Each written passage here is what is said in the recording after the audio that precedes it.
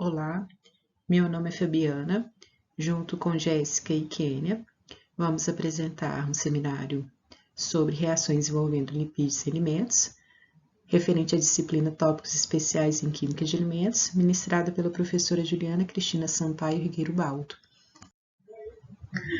Os lipídios são compostos com estrutura molecular variada, apresentando diversas funções orgânicas, reserva energética, isolante térmico, além de colaborar na composição da membrana plasmática nas células, os fosfolipídios. São substâncias cuja característica principal é a insolubilidade em solventes polares e a solubilidade em solventes orgânicos, apolares, apresentando natureza hidrofóbica, ou seja, aversão à molécula de água. Essa característica é de fundamental importância, mesmo que o organismo possua considerável concentração hídrica. Isso porque a insolubilidade permite uma interface mantida entre o meio intra- e extracelular. Os lipídios podem ser classificados em óleos, substâncias insaturadas, e gorduras, substâncias saturadas, que são encontradas nos alimentos, tanto de origem vegetal quanto animal, como nas frutas, exemplo, abacate e coco, na soja, na carne, no leite e seus derivados, e também na gema de ovo. Em geral, todos os seres vivos são capazes de sintetizar lipídios. No entanto, algumas classes só podem ser sintetizadas por vegetais, como é o caso das vitaminas lipossolúveis e dos ácidos graxos essenciais. A formação molecular mais comum dos lipídios, que constituem alimentos, é estabelecida pela união de um glicerol, que é um álcool, e 3 cadeias carbônicas longas de ácido graxo. Os principais tipos de lipídios. Entre os lipídios, recebem destaque os fosfolipídios, os glicerídeos e os esteroides e os cerídeos. Os cerídeos são classificados como lipídios simples, são encontrados na cera produzida pelas abelhas, na construção da colmeia, e na superfície das folhas e dos frutos. Exerce função de impermeabilização e proteção.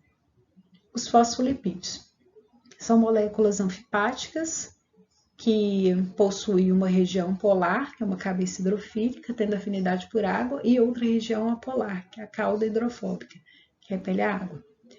Os glicerídeos podem ser sólidos, as gorduras, ou líquidos, os óleos, em temperatura ambiente. Esteroides são formados por longas cadeias carbônicas dispostas em 4 anéis ligados em si, são amplamente distribuídos nos organismos vivos, constituindo os hormônios sexuais, a vitamina D e os esteróides, o colesterol. Funções: estrutura de membrana, reservas de energia, síntese de vitaminas e hormônios, agentes emulsificantes. Os lipídios de membrana são caracterizados anfipáticos, quando extremidades de uma molécula é hidrofílica e a outra hidrofóbica, atuando conferindo a estrutura, sendo os fosfolipídios que formam a bicamada lipídica. Reservas de energia. A partir do glicerol sendo obtida por ácidos graxos livres, ocorrendo por um processo repetitivo de 4 etapas, chamado de beta-oxidação. Síntese de vitaminas e hormônios. 4 grupos de vitaminas, que são elas A, D, E e K, sendo que a D e a A servem como precursores de hormônios. Principais hormônios esteroides, que são os hormônios sexuais, masculinos e femininos. Os hormônios produzidos pelo córtex suprarrenal, cortisol, dentre outros. Agentes emulsificantes são misturas entre 2 líquidos immiscíveis, formando uma mistura estável. Temos como exemplos de emulsões o leite e a margarina. Reações. Neutralização. São denominadas reações que envolvem ácidos e bases. Sempre que um ácido e base são consumidos, novos produtos são formados. Numa reação de neutralização, há sempre formação de moléculas de água. Saponificação, definido pelo aquecimento de um óleo ou gordura. São aquecidos em solução aquosa de álcali, formando um glicerol, mais mistura de sais alcalinos de um ácido graxo, definidos por sabões. interesterificação, processo industrial de endurecimento de óleos em gordura. Esta técnica apresenta como uma alternativa à hidrogenação. Seus métodos utilizados podem ser químicos, como ácidos bases ou metais, ou enzimáticos. Temos de exemplos as lipases microbianas. A halogenação refere-se onde um átomo de qualquer elemento da família 7A é substituído por um átomo de hidrogênio ou uma redução de insaturação. Os lipídios podem sofrer transformações químicas durante seu armazenamento, durante seu processamento. A rancidez, que é a deterioração do lipídio, constitui um importante problema técnico na indústria de alimentos. E isso pode acontecer de duas maneiras, que é a rancidez oxidativa e a rancidez hidrolítica. A rancidez hidrolítica é ocasionada pela ação de enzimas como a lipase, por agentes químicos como os ácidos e bases, ou por estresse térmico que rompe a ligação éster dos lipídios. Esse rompimento libera ácidos graxos para o meio. Esse tipo de rancidez diminui a qualidade das gorduras destinadas principalmente a frituras, alterando especialmente características como a cor, o odor e o sabor dos alimentos. A presença de água acelera a rancidez hidrolítica. Além disso, quando as gorduras contêm ácidos graxos livres, são emissionados em água e esses ácidos graxos livres, mesmo em baixas concentrações, proporcionam sabor e odor desagradável. Deve-se evitar o uso prolongado do mesmo óleo em frituras, especialmente se esses alimentos forem ricos em água. Conforme o conteúdo dos ácidos graxos livres do óleo de fritura, aumenta o ponto de fumaça e a estabilidade oxidativa diminui.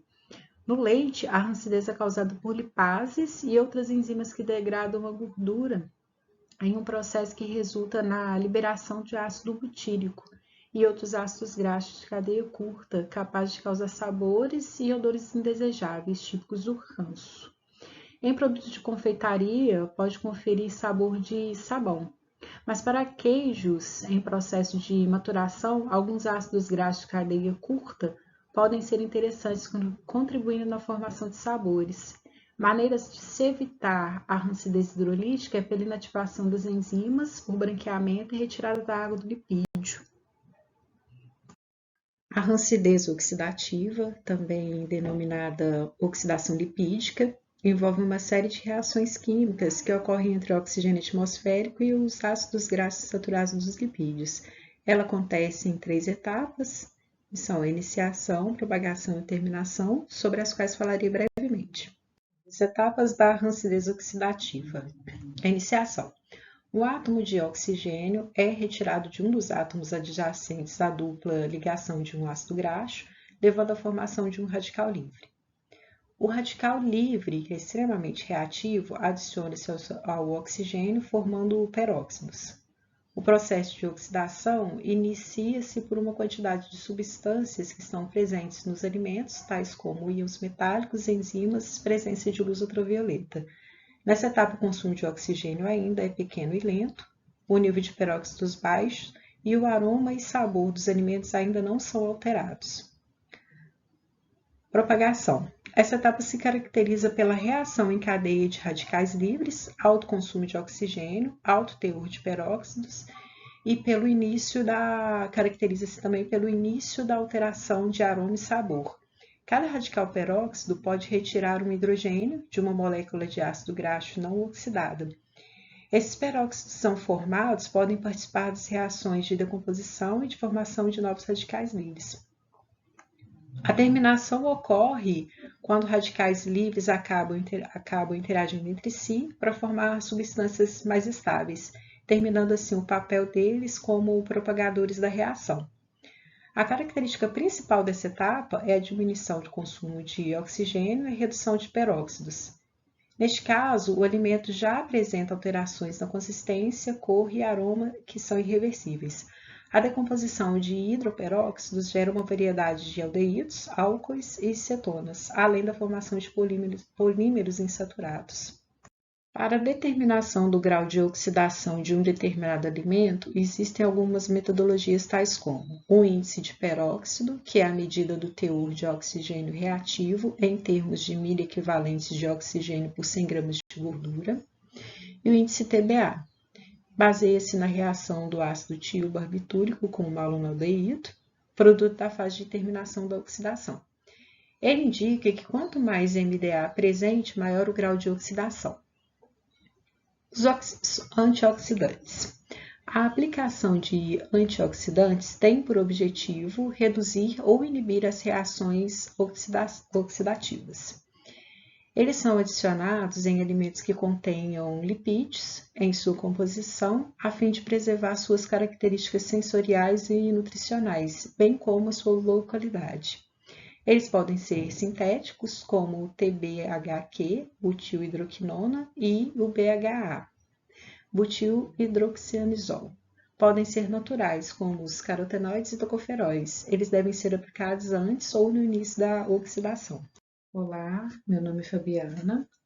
Será apresentada agora a análise da rancidez oxidativa em castanhas do Brasil, em diferentes condições de armazenamento. Este estudo foi realizado na Universidade de Caxias do Sul, no Laboratório de Estresse Oxidativo e Antioxidantes, Instituto de Biotecnologia. Ele foi publicado na Revista Brasileira de Obesidade, Nutrição e Emagrecimento no ano de 2019. A castanha do Brasil é também conhecida como castanha do Pará e castanha da Amazônia. Seu nome científico é Bertholletia excelsa e é de origem amazônica. O fruto da castanheira é um pistilho lenhoso, chamado de ouriço. O seu interior abriga entre 10 e 25 sementes, que são as amêndoas, que são utilizadas para o consumo humano. Seu valor proteico é significativo, possui 17% de proteína quando desidratada. O teor de gordura da amêndoa desidratada é extremamente alto, em torno de 67%. Ela é rica em selênio, que é um importante mineral, atuando no equilíbrio da tireoide. A proporção de gorduras é de aproximadamente 25% de gorduras saturadas e 75% de gorduras insaturadas.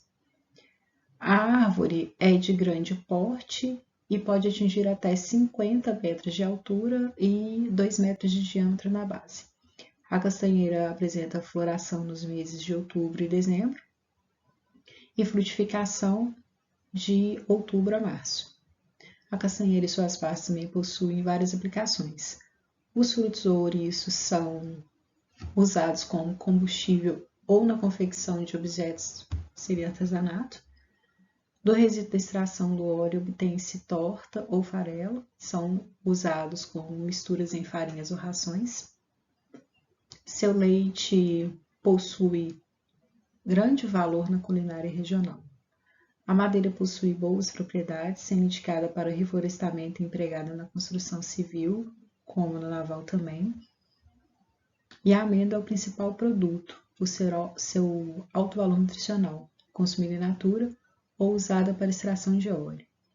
Devido ao seu alto teor de ácidos graxos insaturados, a castanha é altamente perecível, podendo sofrer alterações e reduções do valor nutricional, além de cheiro e sabor rançoso, devido à oxidação lipídica. Sendo assim, a conservação e armazenamento das castanhas é um grande desafio ao produtor. Por seu alto valor nutricional e seu sabor agradável, a castanha tem sido incorporada cada vez mais à dieta das pessoas, havendo a necessidade de aprimorar os meios de conservação e armazenamento de forma a preservar suas características. O objetivo deste trabalho foi analisar a rancidez oxidativa de todas as castanhas coletadas sobre diferentes condições de armazenamento. A metodologia utilizada nesse trabalho, ela iniciou-se 24 horas após a aquisição das castanhas, essas que foram submetidas primeiras à análise e posteriormente armazenadas. 30 dias após esse armazenamento, elas foram submetidas à análise quanto à rancidez oxidativa e o teor de umidade. Tal análise ela foi realizada no Laboratório de Estresse Oxidativo e Antioxidantes do Instituto de Biotecnologia da Universidade de Caxias do Sul. As castanhas foram avaliadas em diferentes condições de armazenamento e temperaturas, e os recipientes utilizados, tanto os de vidro quanto os de plásticos, indiferentemente da cor, se opaco ou transparentes, eram de rosca e com o mesmo tamanho, e em cada qual continha 25 gramas de amostra, o que é equivalente a 7 ou 8 castanhas. Estes recipientes eram abertos uma vez por semana por um período de 6 segundos e fechado posteriormente, e isso a fim de simular a realidade de consumo. Para a avaliação do teor de umidade, utilizou-se o método de dessecação por estufa, onde o cadinho a ser utilizado ele é levado à estufa a uma temperatura de 105 graus Celsius por 15 minutos. Processo esse para garantir a retirada da umidade. Posteriormente, ele é resfriado e pesado. Enquanto acontece esse processo, as amostras foram trituradas e homogeneizadas. Dessas amostras, 3 gramas são retiradas e colocadas no cadinho e submetido à estufa a uma temperatura de 105 graus Celsius por 2 horas e meia. Após esse tempo, ela é resfriada no dessecador e posteriormente pesada. Uma vez que as amostras estão secas e os valores previamente anotados, pela diferença de peso é possível quantificar o teor de umidade em porcentagem. Já para o grau de rancidez, foi utilizado o método TBRAS como reagente o ácido 2-tiabarbitúrico, baseando em uma reação clorimétrica do MDA, que é um produto da ação lipoperoxidativa. Amostra in natura. Foi obtida da massa homogênea. A cada 3 gramas pesado foi adicionada a solução do ácido tricloracético. Este filtrado e da líquida extraída completou-se com mais 5 ml de solução de ácido tiabarbitúrico a 0,02 mol por litro em um balão volumétrico. Estas foram ao agitador por 15 minutos a temperatura de 20 graus e posteriormente colocada em tubos de ensaio de vidro, sendo 2 ml em cada, e levada em banho-maria a 100 graus Celsius por 10 minutos. Estas foram para o esfriamento, posteriormente levado para leitura em espectrofotômetro.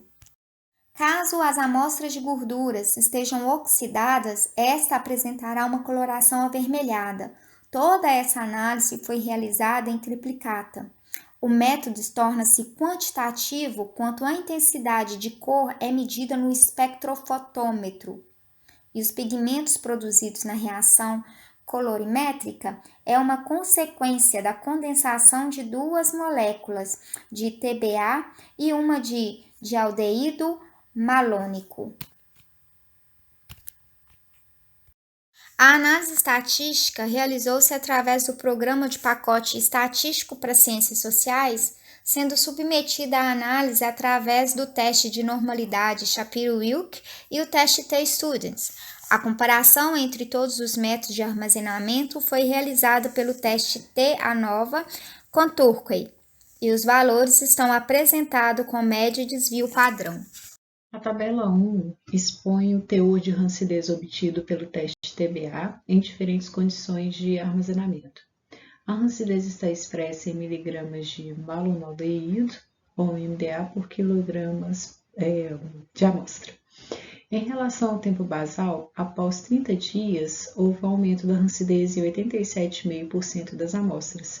Porém, as castanhas armazenadas em vidro opaco e em temperatura ambiente não apresentaram resultados significativos em relação ao tempo basal, apresentando um P igual a 0,053. Nos demais tipos de armazenamento, observou-se diferenças significativas.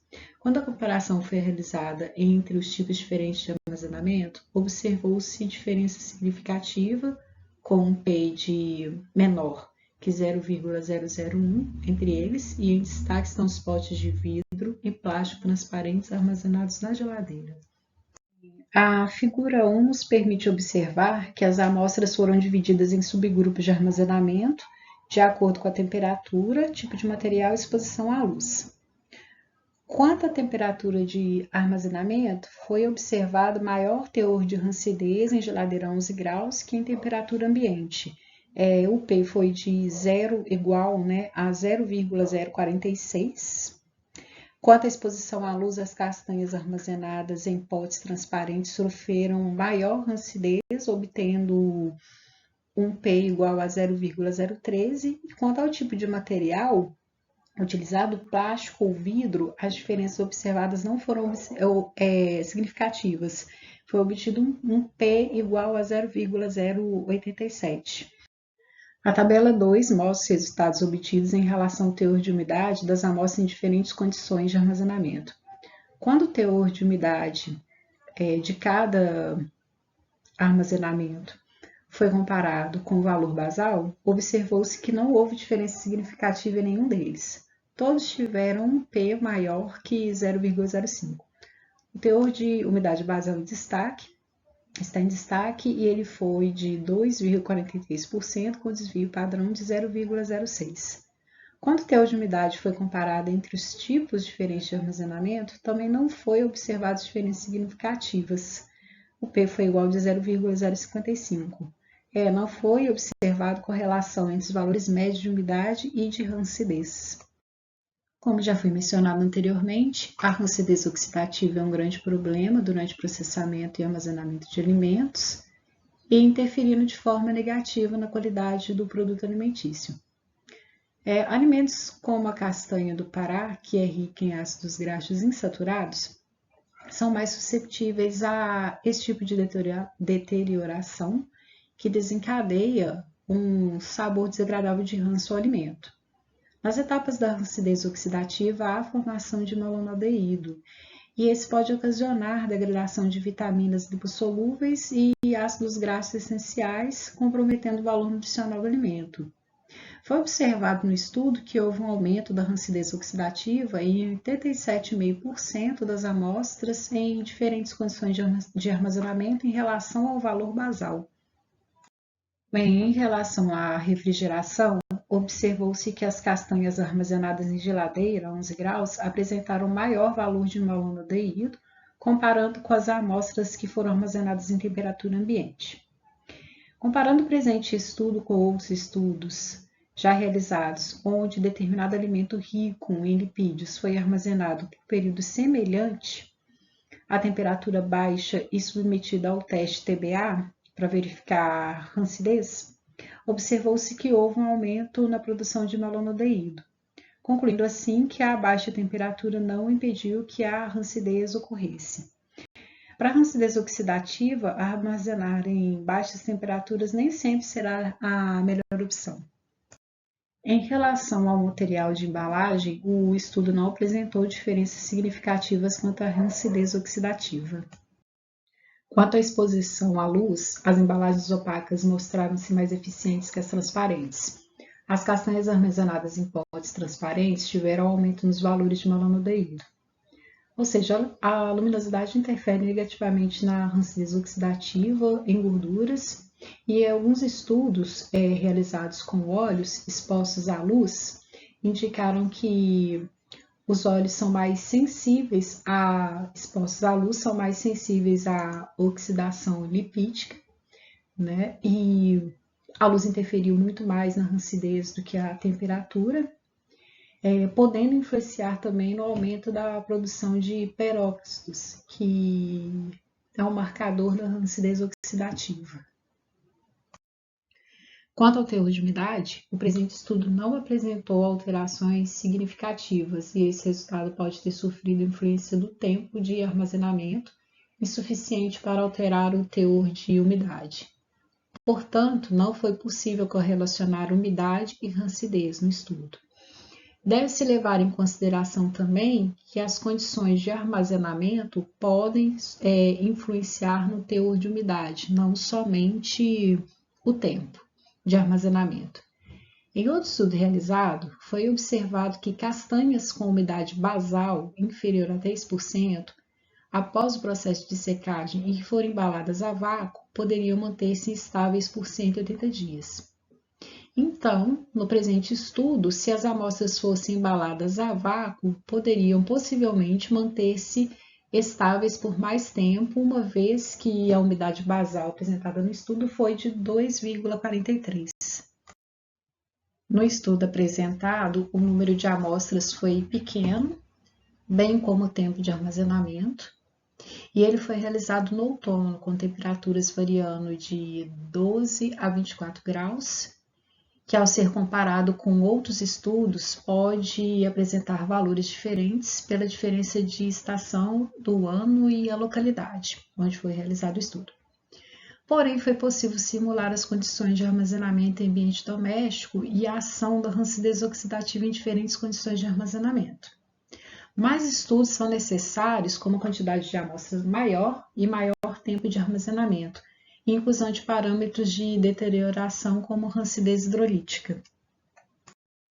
Apesar da maioria das castanhas sofrerem rancificação em 30 dias, as castanhas que foram armazenadas em temperatura ambiente e em material opaco apresentaram os menores valores de rancidez. Dito isso, para o consumo doméstico, não é interessante que seu armazenamento seja feito por longos períodos. Por seu alto valor nutricional e pelo fato da castanha ser cada vez mais difundida na dieta dos brasileiros, é interessante que seja incentivado o uso da castanha em pouco tempo após a sua aquisição, para que se possa obter todos os benefícios que ela oferece sem possíveis perdas causadas pela oxidação lipídica. Obrigada pela atenção.